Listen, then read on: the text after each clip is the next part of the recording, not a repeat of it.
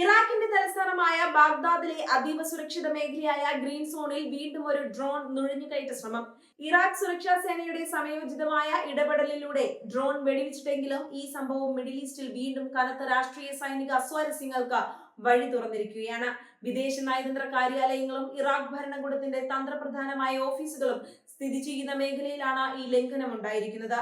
Iraq ഔദ്യോഗിക വൃത്തങ്ങൾ പുറത്തുവിട്ട വിവരങ്ങൾ പ്രകാരം അതീവ നിയന്ത്രിത വ്യോമപാതയിലൂടെ ഒരു ചെറിയ ഡ്രോൺ പറക്കുന്നത് സുരക്ഷാ ഉദ്യോഗസ്ഥരുടെ ശ്രദ്ധയിൽപ്പെടുകയായിരുന്നു.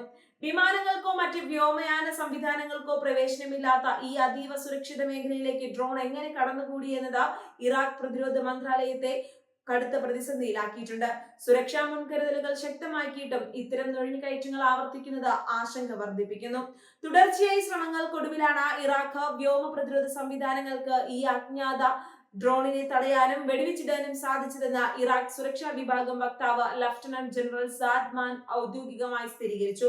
കനത്ത ജാഗ്രത പ്രഖ്യാപിച്ചിരുന്നതിനാൽ ഡ്രോൺ അതിന്റെ ലക്ഷ്യസ്ഥാനത്ത് എത്തുന്നതിന് മുൻപ് തന്നെ തകർക്കാൻ ഇറാഖ് സൈന്യത്തിന് കഴിഞ്ഞു.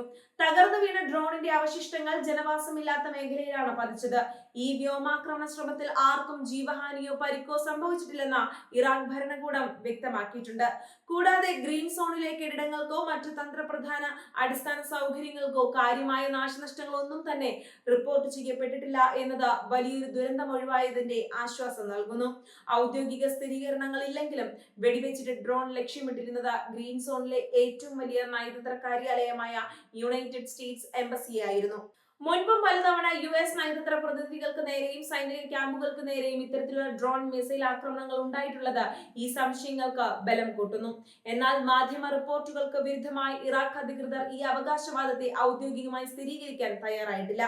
ഡ്രോണിന്റെ കൃത്യമായ ലക്ഷ്യസ്ഥാനം US എംബസി തന്നെയായിരുന്നു എന്ന് ഉറപ്പിച്ചു പറയാൻ കൂടുതൽ അന്വേഷണം ആവശ്യമാണെന്നാണ് ബാഗ്ദാദിലെ സുരക്ഷാ ഏജൻസികളുടെ നിലപാട്.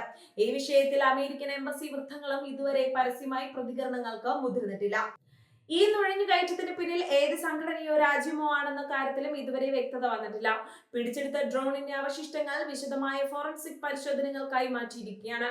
ഡ്രോണിന്റെ നിർമ്മാണ രീതിയും അതിലുപയോഗിച്ചിരിക്കുന്ന സാങ്കേതിക വിദ്യയും പരിശോധിച്ചാൽ മാത്രമേ ഇതിന്റെ ഉത്ഭവം എവിടെ നിന്നാണെന്ന് കണ്ടെത്താൻ സാധിക്കൂ എന്ന് ഇറാഖ് സൈനിക വക്താക്കൾ അറിയിച്ചു. ബാഗ്ദാദിലെ ഗ്രീൻ സോൺ എന്നത് ഇറാഖിന്റെ അധികാര കേന്ദ്രമാണ്. പാർലമെന്റ് മന്ദിരം, പ്രധാനമന്ത്രിയുടെ ഓഫീസ്, വിദേശ രാജ്യങ്ങളുടെ അംബാസിഡർമാരുടെ വസതികൾ എന്നിവയെല്ലാം സ്ഥിതി ചെയ്യുന്നത് ഇവിടെയാണ്. അതുകൊണ്ട് തന്നെ ഈ മേഖലയിൽ ഉണ്ടാകുന്ന ചെറിയൊരു സുരക്ഷാ വീഴ്ച പോലും ഇറാഖിന്റെ പരമാധികാരത്തെയും ആഭ്യന്തര സുരക്ഷിതത്വത്തെയും ചോദ്യം ചെയ്യുന്ന ഒന്നാണ്. മേഖലയിലെ സായുധ ഗ്രൂപ്പുകളും വിദേശ ശക്തികളും തമ്മിലുള്ള വടംവലിയാണ് ഇത്തരം ആക്രമണങ്ങൾക്ക് പിന്നിലെന്നാണ് രാഷ്ട്രീയ നിരീക്ഷകരുടെ വിലയിരുത്തൽ. അമേരിക്കൻ സാന്നിധ്യത്തിനെതിരെ ഇറാഖിലെ ചില പ്രാദേശിക സായുധ സംഘടനകൾ നിരന്തരം പ്രതിഷേധമുയർത്താറുണ്ട്. US സൈന്യം ഇറാഖ് മണ്ണിൽ നിന്നും പൂർണ്ണമായും പിന്മാറണമെന്ന ആവശ്യവുമായി നിൽക്കുന്ന ഗ്രൂപ്പുകളിലേക്ക് തന്നെയാണ് പ്രാഥമികമായി സംശയത്തിന്റെ വിരലുകൾ നീളുന്നത്. അതേസമയം മിഡിൽ ഈസ്റ്റിലെ മൊത്തത്തിലുള്ള ഇറാൻ US തർക്കങ്ങളുടെ പ്രതിഫലനമാണ് ബാഗ്ദാദിൽ കാണുന്നതെന്നും വിലയിരുത്തലുകളുണ്ട്. പ്രാദേശികമായ ഇത്തരം പ്രകോപനങ്ങൾ വലിയൊരു അന്താരാഷ്ട്ര നയതന്ത്ര പ്രതിസന്ധിയിലേക്ക് ഇറാഖിനെ വലിച്ചിഴയ്ക്കുമോ എന്ന ഭീതി ഇറാഖ് ജനതയ്ക്കുണ്ട്. തങ്ങളുടെ മണ്ണ് വൻശക്തികളുടെ യുദ്ധഭൂമിയാക്കി മാറ്റാൻ അനുവദിക്കില്ലെന്ന് ഇറാഖ് ഭരണകൂടം ആവർത്തിക്കുമ്പോഴും സംഭവിക്കുന്നത് മറ്റൊന്നാണ്. ഈ സംഭവത്തെ തുടർന്ന് ബാഗ്ദാദിലും പ്രത്യേകിച്ച് ഗ്രീൻ സോണിന് ചുറ്റുമുള്ള പ്രദേശങ്ങളിലും കനത്ത സുരക്ഷാ നിയന്ത്രണങ്ങളാണ് ഏർപ്പെടുത്തിയിരിക്കുന്നത്. മേഖലയിലേക്കുള്ള പ്രവേശന കവാടങ്ങളിൽ കമാൻഡുകളെ വിന്യസിക്കുകയും പരിശോധനകൾ കർശനമാക്കുകയും ചെയ്തു. വ്യോമാതിർത്തി നിരീക്ഷിക്കാൻ കൂടുതൽ അത്യാധുനിക റഡാർ സംവിധാനങ്ങൾ സജ്ജമാക്കാനും ഇറാഖ് സൈന്യം തീരുമാനിച്ചിട്ടുണ്ട്. വിദേശ നയതന്ത്ര പ്രതിനിധികളുടെ സുരക്ഷ ഉറപ്പാക്കേണ്ടത് ഇറാഖ് സർക്കാരിന്റെ ഉത്തരവാദിത്തമാണ്. ഈ ഡ്രോൺ നീക്കം നയതന്ത്ര തലത്തിൽ ഇറാഖിന് വലിയ നാണക്കേടുണ്ടാക്കി. തങ്ങളുടെ സുരക്ഷ ഉറപ്പാക്കുന്നതിൽ ഇറാഖ് പരാജയപ്പെടുന്നു എന്ന തോന്നൽ വിദേശ രാജ്യങ്ങൾക്കിടയിൽ ഉണ്ടാകാതിരിക്കാൻ അതിവേഗ അന്വേഷണത്തിനാണ് പ്രധാനമന്ത്രി ഉത്തരവിട്ടിരിക്കുന്നത്. കഴിഞ്ഞ കുറച്ചു വർഷങ്ങളായി മിഡിൽ ഈസ്റ്റിൽ ഡ്രോൺ സാങ്കേതിക വിദ്യ ഉപയോഗിച്ചുള്ള ആക്രമണങ്ങൾ വൻതോതിൽ വർദ്ധിച്ചു വരികയാണ്. ചെലവ് കുറഞ്ഞതും എന്നാൽ വലിയ നാശനഷ്ടങ്ങൾ വരുത്താൻ ശേഷിയുള്ളതുമായ ഡ്രോണുകൾ സായുധ സംഘടനകൾക്ക് എളുപ്പത്തിൽ ലഭ്യമാകുന്നത് വലിയൊരു സുരക്ഷാ വെല്ലുവിളിയായി മാറിയിരിക്കുന്നു. പരമ്പരാഗത എയർ ഡിഫൻസ് സംവിധാനങ്ങൾക്ക് പലപ്പോഴും ഇത്തരം ചെറിയ ഡ്രോണുകളെ കണ്ടെത്താൻ പ്രയാസമാണ്.